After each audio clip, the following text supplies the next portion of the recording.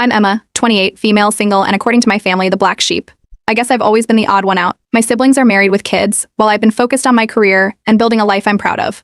That's not to say I don't love my family. For years, we've had this tradition of renting a big, fancy beach house every summer. It's always been a highlight of the year, full of laughter, bonfires, and way too much food. It's one of the few things that really brought us all together, despite our differences. This year, though, things took a turn for the weird. A couple of months ago, the family group chat lit up with talk of vacation planning. My mom dropped a message about trying something new this year, a voting system to decide who would join the trip. At first, I thought it was a joke. I mean, who votes on family vacations? But no, it was serious. The idea was that everyone would anonymously vote on who they thought added the most value to the trip. My mom framed it as a way to make the vacation fairer, whatever that meant. I didn't love it, but I figured it was just another one of those quirky family things. I mean, we've always had a bit of tension, me being the odd one out and all, but I wasn't too worried. I've always contributed. I help with the rental costs, clean up, and do my part. Plus, I'm family. I assumed that counted for something. Things started to feel off almost immediately. The group chat, which had always been buzzing with everyone's plans and jokes, got weirdly quiet. Details about the trip, like who was booking the house or which week we'd be going, started trickling in through private messages instead of the chat. At first, I thought I was just being paranoid, but then I overheard my mom on a call, casually mentioning the poll results and laughing. That was the first time it really hit me. This wasn't just some harmless fun. This was serious. About 2 weeks before the trip, I got a text from my older sister. It wasn't even a call, just a message saying, "Hey, so the votes are in and you're not coming this year. Sorry." That was it. No explanation, no room for discussion. Just sorry. When I finally got her on the phone, the reasoning she gave was almost laughable. Apparently, I didn't contribute enough to last year's trip. No kids, no partner, and I didn't help cook much, though that's because I was cleaning up after everyone else. They decided I wasn't a valuable enough addition to the group, and that was that. My parents backed it up, calling it democratic and acting like it was no big deal. I was furious. I've never asked for special treatment. I've always paid my share and done what I could. But apparently that didn't count for much in a system rigged to favor my siblings. When I tried to talk to my parents about it, they brushed me off, saying the decision was final, and I needed to respect the family vote. I was hurt, but more than that, I was angry. And that's when I noticed something interesting. While sulking at home, scrolling through Airbnb listings because apparently I now had a free week on my hands, I stumbled across a very familiar house. My parents' house. They had listed it on Airbnb to help cover the costs of the vacation. That wasn't surprising, they'd done it before, but what caught my attention was the calendar. They'd forgotten to block off the week of the trip. The house was still available to book. An idea hit me like a lightning bolt. I could sit around feeling sorry for myself, or I could do something about it. Using a fake name and a prepaid card, I booked the house for the exact dates they'd be gone. The Airbnb policies meant that last-minute cancellations would leave them scrambling to find another renter, but that wasn't my problem. I had every right to book a house that was listed as available. I didn't tell anyone what I was doing, of course. Instead, I left a quick, cryptic message in the family group chat. "Have fun on the trip. I'll find a way to keep busy." As soon as the reservation was confirmed, I started making plans. I wasn't going to trash the place or do anything reckless. I'm not that kind of person. But if they were going to exclude me from the vacation, I figured I might as well enjoy my time off. It was their house, after all, and they'd made it clear they didn't need me around. It wasn't just about getting back at them, though. This was about showing them that I wouldn't just sit quietly and accept being pushed aside. If they didn't value me as part of the family, fine. I'd find my own way to have a good time. And that's how I ended up planning a very different kind of vacation, one that would change everything. Update 1. The morning of the Airbnb check-in felt surreal. I pulled up to my parents' house, keys in hand, technically a paying guest in the place where I grew up. The irony wasn't lost on me. The listing had instructions for a key box by the front door. I followed them to a T, stepping inside like I was entering someone else's world. Everything was just as I remembered: my mom's floral couch, the framed pictures of my siblings' weddings, the faint smell of lavender from the diffuser my mom insisted on using year-round. I set my bags down and did a quick walkthrough of the house. I took photos of every room, every corner, every surface. I knew how this family operated. If anything was out of place when they got back, it'd somehow be my fault. The documentation wasn't just a precaution, it was a necessity. Satisfied that I'd covered my bases, I settled in. My first call was to a couple of close friends. "Pack an overnight bag," I told them. "We're having a staycation." I made it clear this wasn't some wild house party. Respect the space, leave it clean, just enjoy the luxury my family seemed to think I didn't deserve. By the evening, my friends arrived with bags of snacks, drinks, and wide eyes at the situation I'd pulled off. The kitchen became our first order of business. I rarely cook at home. My apartment's tiny kitchen isn't exactly inspiring, but this was different. My parents' house had a fully stocked kitchen, complete with high-end appliances. We whipped up a feast: grilled steaks, roasted veggies, and a chocolate lava cake for dessert. It was the kind of meal that felt like a small rebellion. Later, while cleaning up, I wandered into the living room and noticed a stack of photo albums on the bottom shelf of the bookshelf. Curiosity got the better of me. As I flipped through the pages, I saw snapshots of family vacations from years past, my siblings and their kids building sandcastles, my mom reading on the porch, my dad grilling burgers. I was in some of the pictures, sure, but not as often as I expected. The albums seemed to focus on everyone else, highlighting their milestones, their memories. It was like I was a supporting character in my own family's story.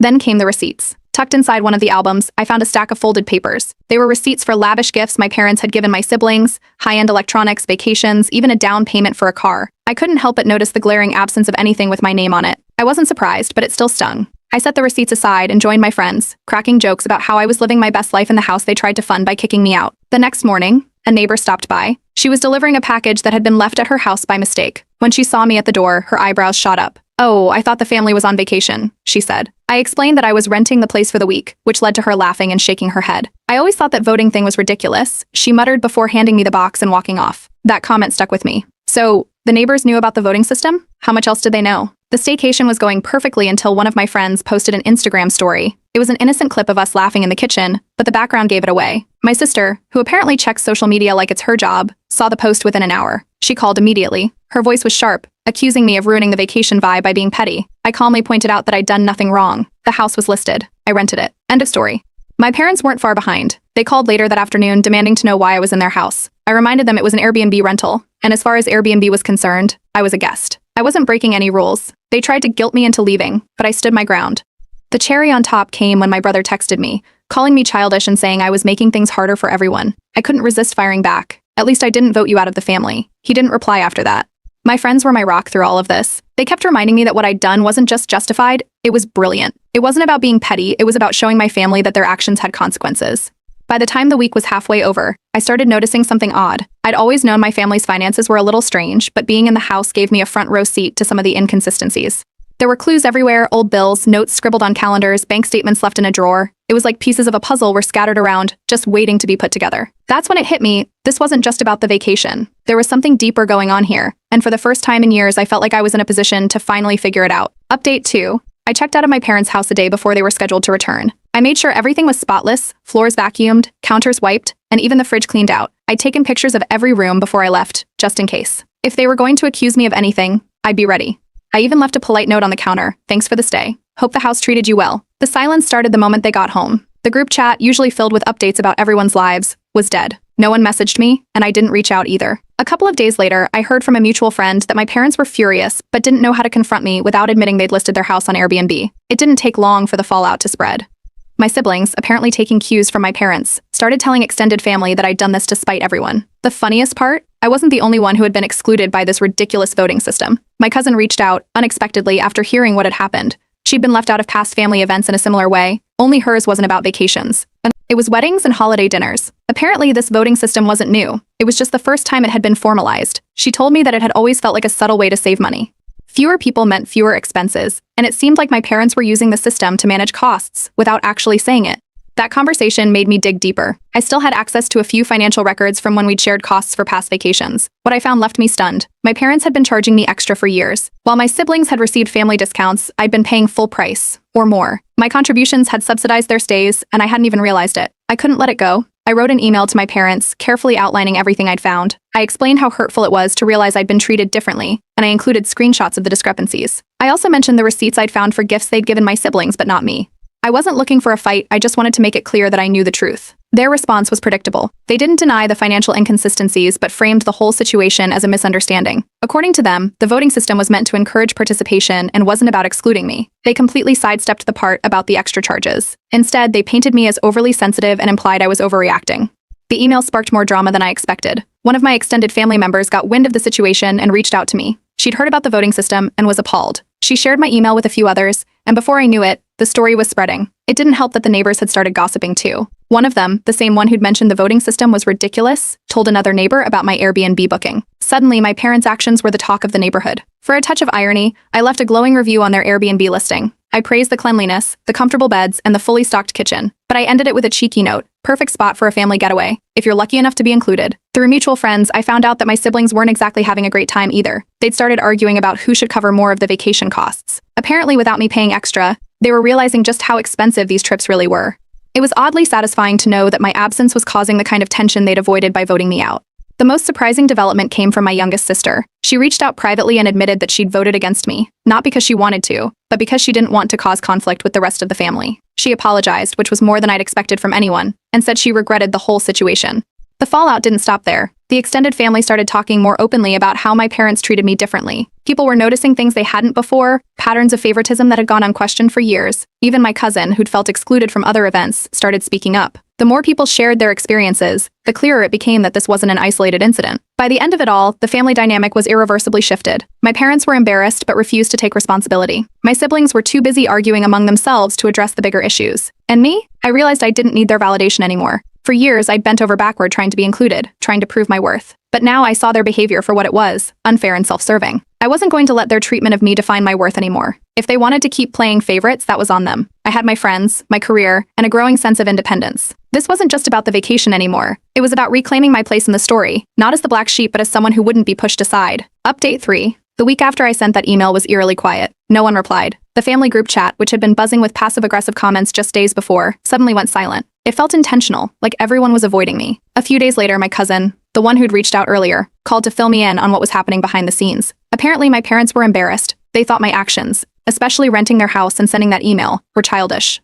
But instead of addressing it, they were pretending like it wasn't a big deal. The cousin told me my siblings were even more divided. My older brother had taken to posting cryptic messages on social media, things like, "Some people thrive on drama and family should mean forgiveness, not pettiness." It didn't take a detective to figure out who those posts were about. Then came the real bombshell from my cousin. The vacation voting system wasn't just about saving money, like we'd assumed. She had overheard my parents talking about it during a family gathering months ago. It turns out they thought it was a good way to avoid complicated dynamics. In other words, they wanted fewer people around who might stir the pot. Apparently, I fell into that category because I wasn't married, didn't have kids, and didn't fit into their idea of a perfect family unit. It wasn't just about money, it was about controlling the narrative. The more my cousin and I talked, the more we realized this wasn't new behavior. Growing up, there were always little signs of favoritism. My siblings had bigger allowances, better gifts, and more attention for milestones like graduations and birthdays. Meanwhile, I was always expected to just understand when things were different for me. It wasn't blatant enough to call out back then, but looking at it now, it was obvious. After almost a week of silence, my parents suddenly decided they wanted a family meeting. They framed it as a way to clear the air, but the terms were very telling. The meeting would be at their house, on their schedule, and there was no mention of an apology or acknowledgement of the issues I'd raised. It felt more like a setup than an actual attempt to fix anything. This time I stood my ground. I told them I wouldn't attend unless they were willing to address the favoritism and the financial discrepancies openly. I wasn't going to walk into a situation where I'd be ambushed or gaslit into thinking I was the problem. My refusal didn't sit well. My older siblings doubled down on their narrative that I was overreacting. But something interesting happened too. My youngest sister, the one who'd already apologized privately, started speaking up. She told me she understood my perspective and admitted that she'd been noticing the favoritism too. Having her support meant more than I realized, especially since it added more tension to the family dynamic. Then came the financial bombshell. While going through some old files, I found a folder with even more receipts. These weren't just for the expensive gifts my siblings had received. They were for the past vacations we'd all taken as a family. The math was clear. I'd been paying significantly more than my siblings for years. My share of the costs was inflated, while theirs was conveniently reduced. I took screenshots of everything and sent another email to the entire family. This one was less emotional and more factual. I laid out the numbers and asked for an explanation. The response was as vague as it was predictable. My parents didn't deny the numbers but claimed that everyone contributes in their own way and that the system had always been fair. They avoided addressing the specific discrepancies and instead tried to frame the situation as a misunderstanding. One of my siblings even admitted they'd known about the uneven contributions but assumed I didn't mind because I never brought it up. Things escalated when my cousin decided to call her own family meeting. This one wasn't just for our immediate family, but for some of the extended relatives who'd been gossiping about the situation. She laid everything out, how the voting system worked, the financial inconsistencies, and the clear favoritism. It was like ripping the lid off a pressure cooker. The fallout was immediate. Some family members sided with me, saying they'd noticed the favoritism but had never felt it was their place to speak up. Others tried to justify my parents' behavior, claiming it was normal for parents to prioritize certain kids based on their needs. The divide was palpable, and it felt like this was the first time anyone had openly acknowledged the unspoken rules that had been running our family for years. By the end of the week, the family dynamic was in shambles. My parents were avoiding direct confrontation, my siblings were fighting amongst themselves, and extended family members were taking sides. For the first time, I didn't feel like the black sheep. I felt like the person who finally called out the broken system. This wasn't just about the vacation anymore. It was about years of inequality finally coming to light. And while the fallout was messy, I couldn't help but feel like it was long overdue. Update 4. The silence from my family stretched on, but the frustration of being ignored finally pushed me to take a different route. I shared my story anonymously on a community platform where people discussed family drama, unfair treatment, and complicated relationships. I laid out the facts, the voting system, the financial discrepancies, and the years of favoritism. The response was overwhelming. Hundreds of comments poured in, most of them supportive, validating my decision to stand up for myself. Some people even shared similar experiences with their own families, which made me realize just how common these dynamics are. Word of my post spread faster than I expected. A few days later, my cousin told me that my parents were panicking. Somehow, the story had made its way back to them, though they didn't know it was me who shared it. Their main concern? Their reputation in the community. My parents have always been the type to care deeply about appearances, so the idea that people might see them as unfair or exclusionary was clearly getting to them. Around the same time, a family friend reached out to me. She told me she'd noticed the favoritism for years, but had never felt it was her place to say anything. She shared a few stories about times my parents had prioritized my siblings over me, things I hadn't even realized at the time. It was strange to hear someone outside the family validate what I'd been feeling for so long. Then my cousin dropped another bombshell. While talking with one of my older siblings, she learned about a secret savings fund my parents had set up years ago. The fund was meant to help pay for their grandchildren's college tuition, but it only included my siblings' children. Any future children I might have were excluded. When I asked my cousin how she knew for sure, she said my sibling had casually mentioned it, assuming I already knew. When my parents eventually caught wind that I knew about the fund, they tried to spin it as a gift for the grandkids and claimed it wasn't meant to exclude me. But the math didn't lie. The fund was structured to benefit only my siblings' kids, and there was no mention of it ever being adjusted if I had children of my own. That wasn't just favoritism, it was financial discrimination. At this point, my siblings started turning on each other. One of my older brothers accused another of stirring the pot by letting me find out about the fund. The argument escalated, with one sibling claiming that if someone had just defended me earlier, none of this would have happened. It was a mess, and I wasn't even involved in those conversations. Meanwhile, my parents doubled down on their attempts to gaslight me. They claimed the fund wasn't personal and that I was making a big deal out of nothing. But I wasn't buying it. I decided to consult a lawyer. I wanted to make sure that if the fund technically included all grandchildren, my future kids couldn't be excluded just because of my parents' preferences. After reviewing the details, the lawyer confirmed there was a case to be made if they tried to exclude me unfairly. With that knowledge, I sent my parents a formal letter. It wasn't a threat, it was a clear explanation of my expectations. If they wanted to keep the fund exclusive, they'd need to justify it legally. I made it clear I wasn't going to back down. This letter caused even more division in the family. My youngest sibling, who had already apologized to me privately, confronted my parents openly for the first time. She accused them of creating this mess by playing favorites for years and demanded they address the situation honestly. Her support meant a lot, but it also deepened the fractures in the family. The once tight-knit group was now splintering, and my parents were clearly struggling to keep control. The gossip in the neighborhood didn't help. One neighbor casually mentioned to me that my parents had been bragging about the voting system before the vacation. They'd called it a great way to manage vacation dynamics, but now that people knew how it had turned out, the tone had shifted. To add to their problems, I decided to update my Airbnb review of their house. This time I left a more formal review. I didn't name them, but I hinted at the issues with the hosts, mentioning a lack of fairness in dealings. Within days, I noticed their listing had fewer bookings, and my cousin confirmed that some potential renters had canceled. Sensing they were losing control, my parents finally reached out, asking to meet and talk things through. But I wasn't about to walk into another ambush. I insisted on meeting at a neutral location with a witness present. They reluctantly agreed. At the meeting, they offered to repay some of the money I'd unknowingly subsidized, but it came with strings attached. I'd need to stop sharing anything else publicly and drop the issue of the fund. I declined. I told them reconciliation would only work if it came with accountability, not conditions. After the meeting, I decided to shift my focus. Instead of waiting for my family to change, I started planning my own vacations with supportive friends and extended family members who had reached out to show solidarity. I realized I didn't need their validation anymore. I could create my own traditions with people who actually valued me. Update 5.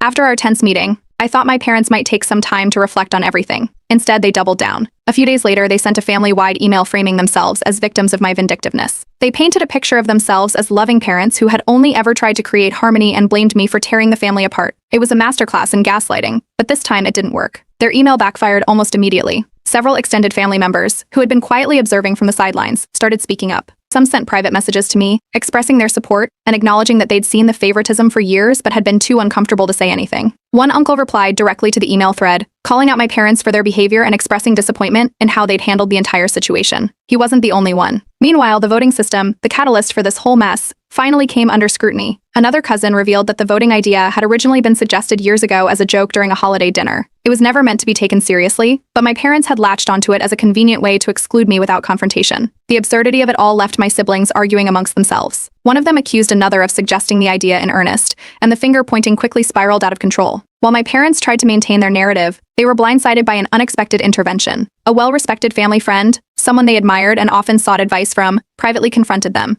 She urged them to address the situation, honestly, before they lost me completely. My cousin told me about the confrontation later, and while I didn't expect much to change, it was validating to know someone else had stepped in on my behalf. Not long after, I received an unsigned letter in the mail. It was an apology for the vacation vote, vaguely acknowledging that it had been unfair and poorly handled. While it wasn't explicitly stated, the tone of the letter hinted that it might have come from my dad. He didn't follow up or admit to writing it though, so I didn't dwell on it. At the same time, I decided to take one final legal step. After consulting my lawyer, I filed a formal complaint to ensure the family trust fund followed the legal guidelines that specified all grandchildren. This move sent ripples through my siblings, who suddenly realized that their own children's benefits might be at risk if my parents didn't comply. It created even more tension, but I knew it was the right thing to do. The pressure seemed to be getting to my parents. They quietly took down their Airbnb listing, likely realizing that their actions had alienated not just me but also some of their neighbors and community. My cousin later confirmed that the neighbors were gossiping about the whole situation, and my parents were clearly uncomfortable with the scrutiny. Amid all the chaos, life outside my family drama took a surprising turn. I received a major promotion at work, one that allowed me to focus on my personal goals and gain more financial independence. It was a silver lining in an otherwise tumultuous time, and it gave me the clarity to prioritize what really mattered. The fallout from my parents' actions continued to ripple outward. Extended family members began questioning their behavior more openly, and their exclusionary actions became a common topic of gossip. My parents' carefully crafted reputation as the perfect family started to crack, and I could tell they were feeling the heat. One of the most unexpected moments came when my youngest sibling, the only one who had apologized, reached out with an olive branch. She invited me to a neutral family dinner to start rebuilding our relationship. She admitted that she had been complicit in some of the favoritism but wanted to make things right moving forward. It wasn't much, but it was a start. Eventually, my parents issued a half-hearted apology. It was more about appeasing the extended family than genuinely addressing the hurt they'd caused. They stopped short of admitting the full scope of their wrongdoing, instead framing it as a misunderstanding.